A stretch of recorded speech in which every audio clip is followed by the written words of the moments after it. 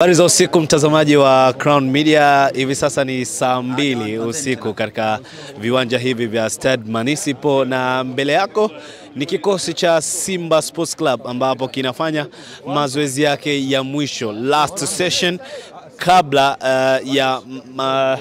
ya mchezo wa kesho ambao unatarajiwa kuchezwa hapa katika kiwanja hiki, na kinachofanywa sasa hivi ni pitching kwa ajili ya kujiandaa kabisa na mazoezi ya mwisho chini ya kocha Fadlu ambaye unamuona hapo na akiwa anaelekea kukifuata kikosi.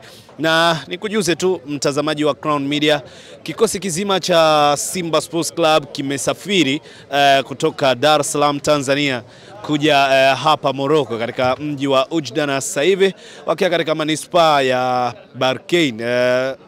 Moja kati ya sura ambazo pengine hujaziona ni Aish Manula, lakini ongezeko la wachezaji ni Mzamiru Yasin ambaye alikuwa na majeraha na hakuonekana kuanzia mwanzo wa msimu mpaka kufikia hivi sasa.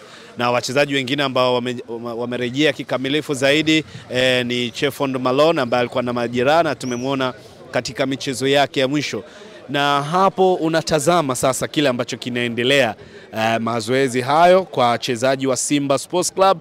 Na nikumbushe tu katika historia ambayo wao wanaizungumzia, mara ya mwisho ku attend finali hizi ni mwaka 1993, lakini cha kufurahisha zaidi ni kwamba kitu ambacho kimeacha maswali ni kwamba waandishi wa habari kupitia press conference ya leo walikuwa wanajiuliza swali moja tu: inakuwaje sisi tunasema kwamba hawa ni new experienced players katika michuano hii ya kombe la shirikisho na klabu bingwa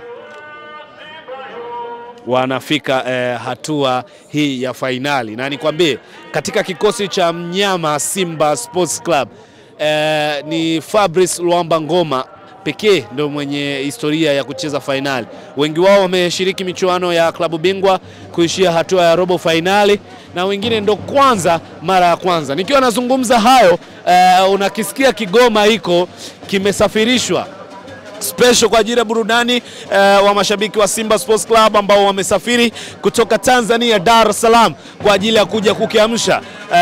Utapata muda mfupi video kupitia Claudio Paul Cup akikuonesha nini hasa kinaendelea sasa hivi majukwani, huku uwanjani mazoezi ya mnyama yakiwa yanaendelea kwa kasi kweli kweli. Hii ni fainali na Chefond Malone ameweka wazi kwamba hawapo hapa kwa ajili ya kucheza, lakini wako hapa kwa ajili ya kushinda. Na kitu cha tofauti katika ardhi yetu ya Afrika ni kwamba tunakuwa na fainali mbili. Fainali ya kwanza ikichezwa katika timu moja na fainali ya pili ikichezwa katika timu nyingine. Crown Media.